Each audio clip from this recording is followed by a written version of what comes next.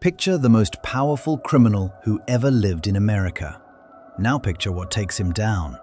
You're thinking a bullet, a rival with a grudge, a car pulling up slow on a quiet street, a window rolling down. That's how it ends for men like this. That's the rule. It wasn't a bullet. It was a tax form. The man who owned the police, owned the judges, owned the mayor of an entire American city. The man nobody could pin a single body on, and there were a lot of bodies, went down because he forgot to do his paperwork. The most boring document in the world, the thing you and I groan about every April.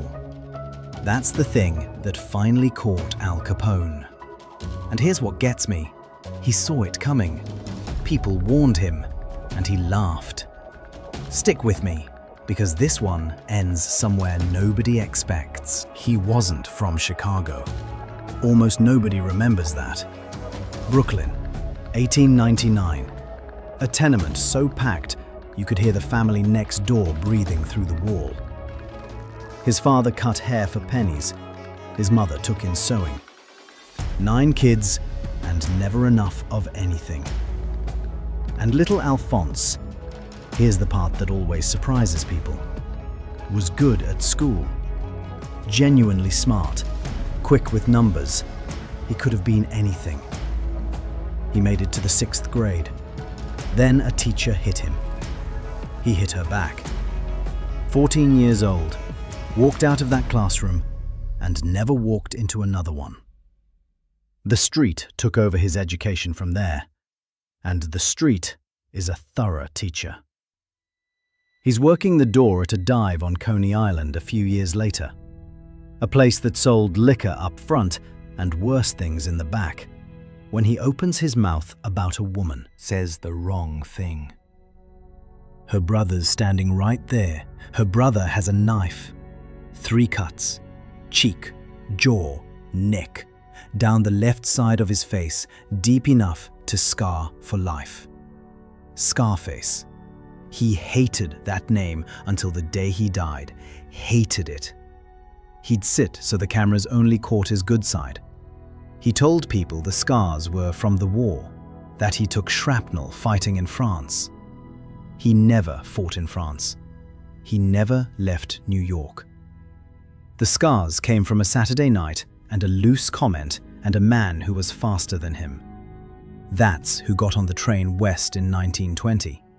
A kid with a wrecked face and a chip on his shoulder the size of Lake Michigan. And the timing. You couldn't write the timing. Because 3 weeks before he showed up, the United States did the single dumbest thing a government can do. It banned something everybody wanted. January 1920. Prohibition.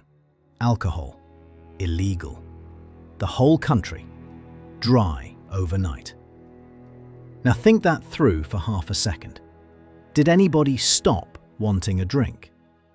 Of course not. The bars closed and the thirst didn't.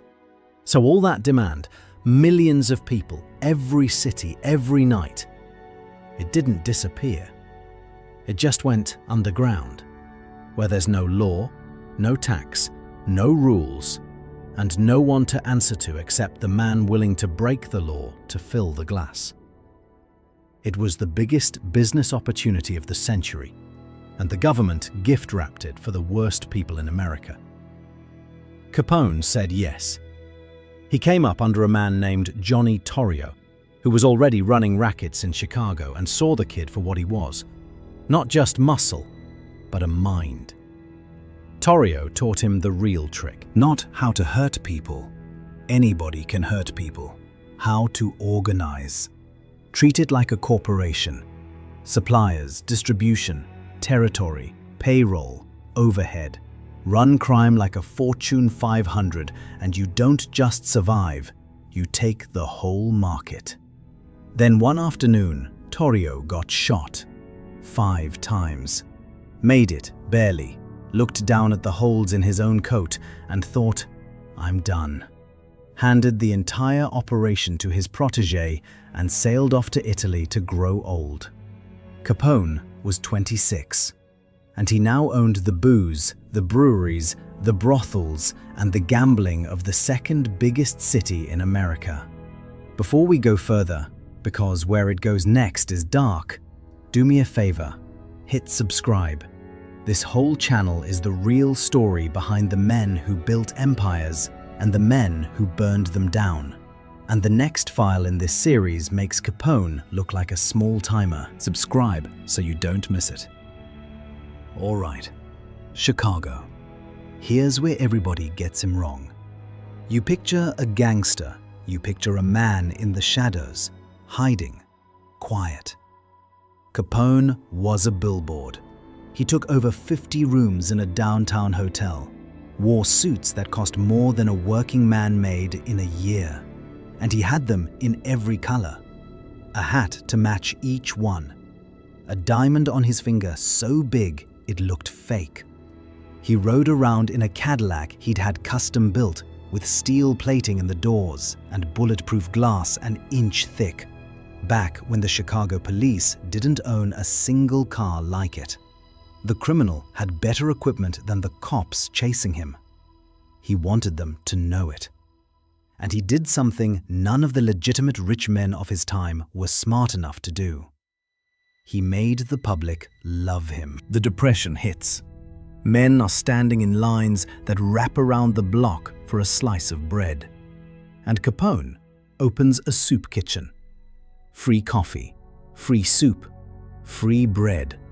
Anybody who's hungry, you eat. No questions. Thousands of people a day. There's a photograph of the sign. Free soup, coffee, and donuts for the unemployed. Funded entirely by a man whose fortune was soaked in beer and blood.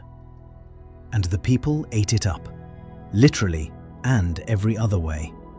To half of Chicago, he wasn't a killer. He was the one who fed them when the government left them to starve. He'd say it with a straight face. I'm just a businessman. I give the public what it wants. That's how you run a city, not with fear. People think it's fear. It's fear and a free bowl of soup. The soup is the part that gets photographed, but there's another part. The part nobody photographed. And I want to tell you the story they used to whisper about. Because it's the moment people stopped seeing a businessman. The way they tell it, he threw a dinner. A real one. White tablecloths, good wine, the works. 2 of his own men were the guests of honor. 2 men he'd decided had betrayed him. They didn't know that yet.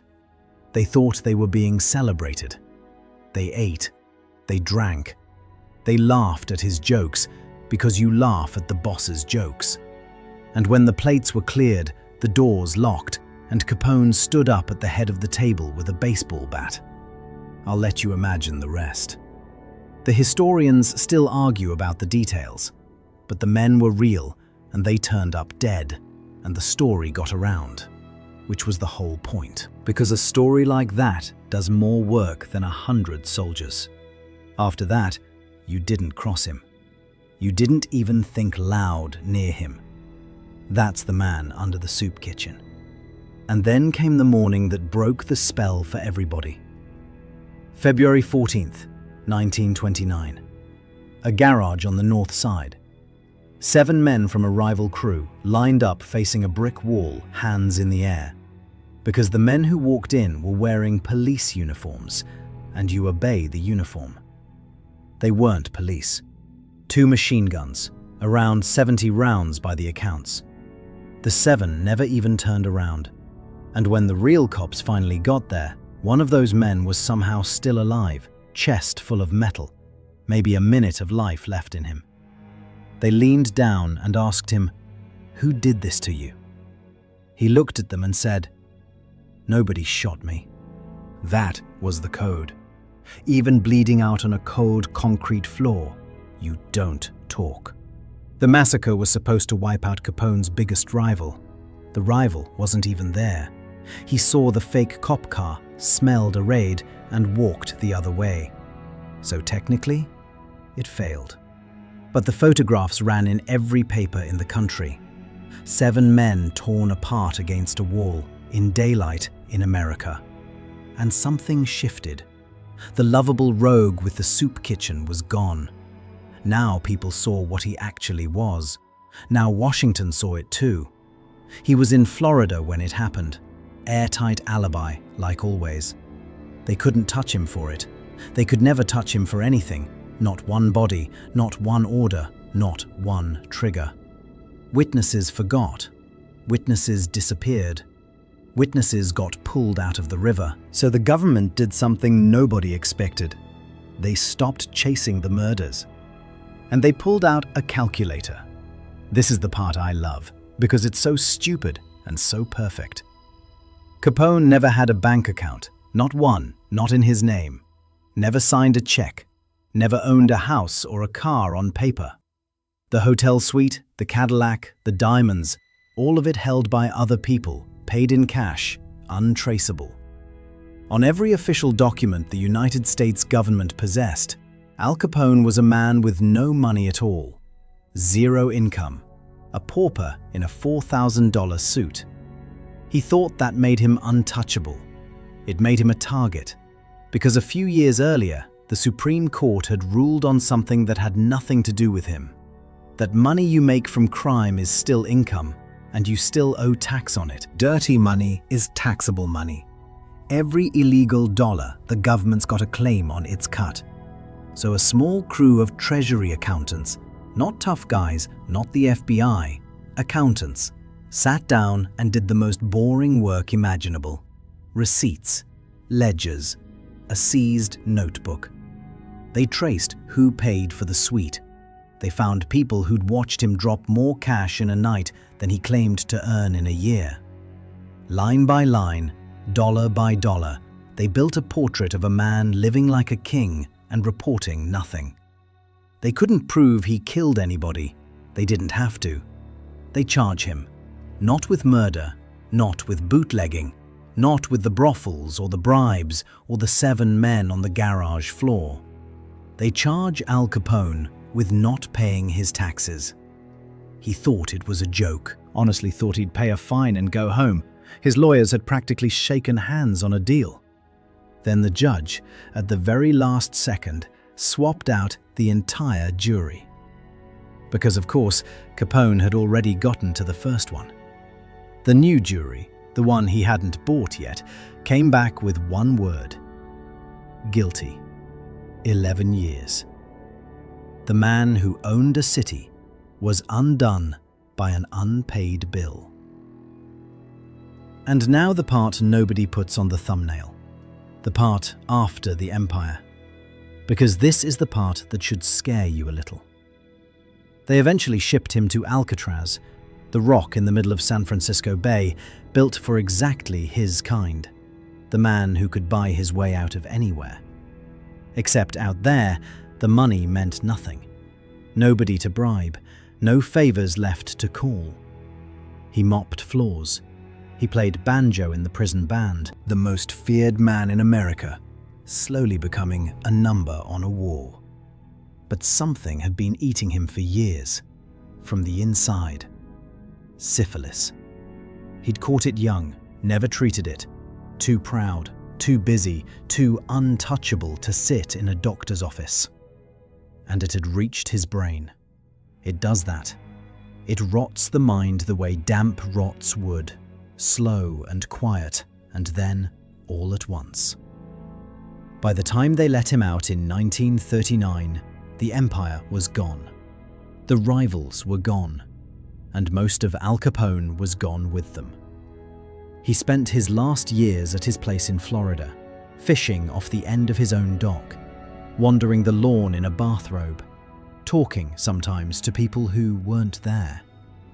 His doctors said that at the end, the mind of the most powerful gangster in American history had decayed to about that of a 12-year-old boy. Think about that. Every cop he bought, every rival he buried, every charge he beat. And he died in his own bed in 1947, harmless, confused, a child again, waiting on a war that had ended without him. 48 years old, not a bullet in him. So here's what the soup and the diamonds and the bulletproof glass were really hiding.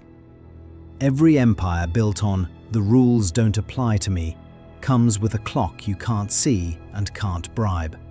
And the man never hears it ticking, because he's too busy watching the front door, watching for the gun, the rival, the thing he understands. It never comes from the front. It came for Capone from a tax form he thought was beneath him and a disease he thought he could ignore. The two most boring threats on earth, the two he never bothered to fight, because they didn't look dangerous, because they weren't holding a gun. That's the whole trick of thinking you're untouchable. It's never the war you're watching for. It's the quiet little bill on the table that you were too big to pay. He could have owned more money than the government. He fed an entire starving city. He walked away from more bodies than anyone could count. He just couldn't fill out one form. And that, not a bullet, not a rival, not all the king's men, that was enough to end the most powerful criminal America ever made. If that landed, 2 quick things. Subscribe, because the next man in this series didn't get caught, and what he got away with is so much worse. And tell me down in the comments, Al Capone, was he a monster? Or just a businessman the law finally caught up with? I read every single one, and I'll be down there. This was the Mogul Files. I'll see you in the next one.